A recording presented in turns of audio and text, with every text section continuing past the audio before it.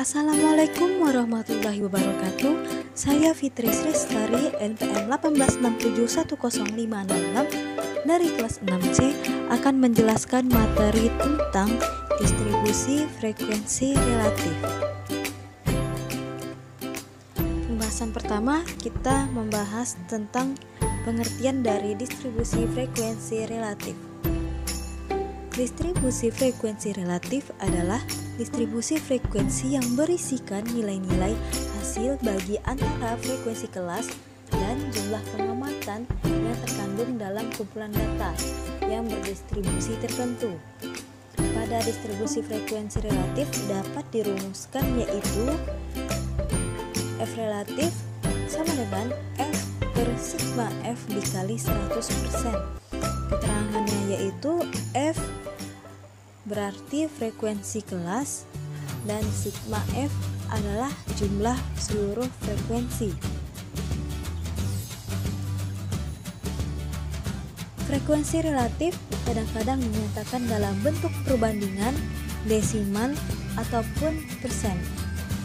Pada slide berikut ini ada contoh tabel distribusi frekuensi relatif nilai ujian akhir mata kuliah statistik, yang mana telah saya sebutkan tadi, yaitu frekuensi relatif dinyatakan dalam bentuk perbandingan, desimal ataupun persen. Di sini ada perbandingan desimal persen. Perbandingan ini yaitu 3/60, artinya frekuensi per sigma F. Dan desimal ada 0,050, yang mana data ini didapat dari hasil 3/60. Selanjutnya persen. Nah, dapatnya 5% di sini, yaitu 0,050 dikali 100%, maka dapat 5%. Pada frekuensi relatif, persentase seluruh penjumlahan presentasinya harus 100%. Misalnya 5% ditambah 7% ditambah 7% ditambah 13% ditambah 20% ditambah 38% dan ditambah 10%, maka jumlah semuanya ada 100%. Kita masuk pada contoh soal pertama, yang mana soalnya yaitu diketahui data hasil tes pengetahuan kemampuan berpikir kritis dari 75 orang mahasiswa adalah sebagai berikut. Pertanyaannya yaitu buatlah tabel distribusi frekuensi relatifnya. Kita masuk pada pembahasan. Pada data tersebut masih berantakan dan belum tersusun, maka langkah pertama yang kita lakukan adalah menyusun data tersebut dari data yang terkecil hingga data yang terbesar. Setelah tersusun dari nilai yang terkecil dan terbesar, selanjutnya kita mencari jangkauannya. Kita mencari jangkauan, lalu banyak kelas dan panjang kelas. Untuk mencari jangkauan yaitu nilai maksimal dikurang nilai minimum. Nah, dari data tersebut nilai maksimalnya ada 95 dan yang minimumnya ada 48, maka 95 dikurang 48 sama dengan 47.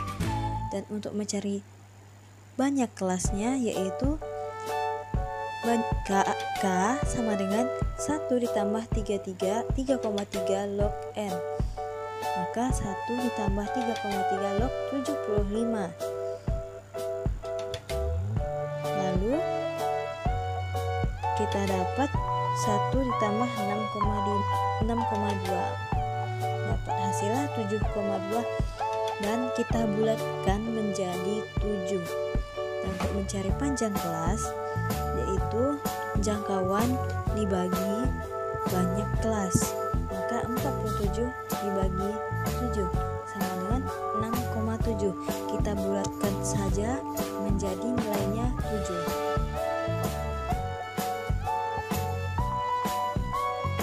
Setelah dapat dari jangkauan banyak kelas dan panjang kelas, kita dapat tabel distribusi berkelompoknya, yaitu 48 sampai 54, 55 sampai 62 dan seterusnya, dan frekuensinya sudah kita dapatkan. Setelah itu kita mencari frekuensi relatifnya. Nah, untuk mencari frekuensi relatif yang mana dirumuskan F per sigma F dikali 100%. Di sini ada F-nya 2, sigma F-nya 75 dikali 100%. Kita dapat untuk kelas yang pertama 2,67%, dan begitu seterusnya. Setelah itu kita jumlahkan frekuensi relatifnya, kita dapat 100%.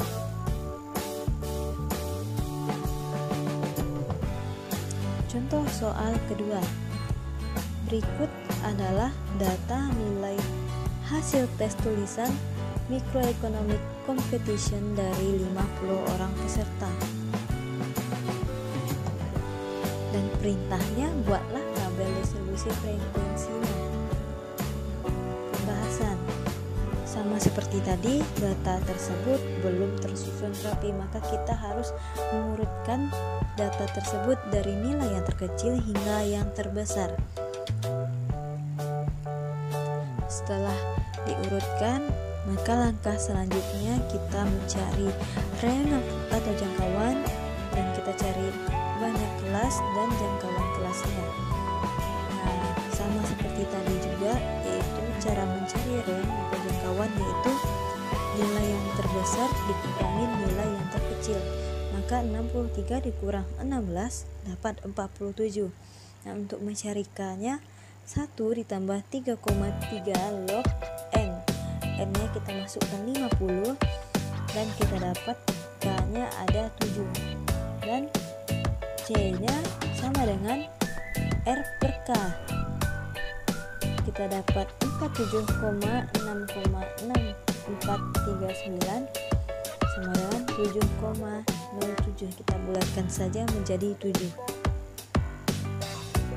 Maka kita dapat tabel distribusi frekuensinya seperti berikut ini. Kita dapat rentangnya, jangkauan, dan banyak kelasnya. Setelah itu kita mencari frekuensi relatifnya, yang mana dirumuskan tadi untuk mencari frekuensi relatif, yaitu F per sigma F dikali 100%. Di sini untuk kelas yang pertama 9, frekuensinya 9, dan sigma F-nya 50. Maka 9 per 50 dikali 100%, dapat hasilnya 18%. Dan begitu seterusnya untuk data yang selanjutnya. Maka kita jumlahkan frekuensi relatifnya, mendapatkan 100%. Di sini ada soal evaluasi, di mana untuk melatih pemahaman teman-teman tentang materi distribusi frekuensi relatif. Nah, dari data ini buatlah tabel frekuensi relatif dari data di bawah ini. Selamat mengerjakan.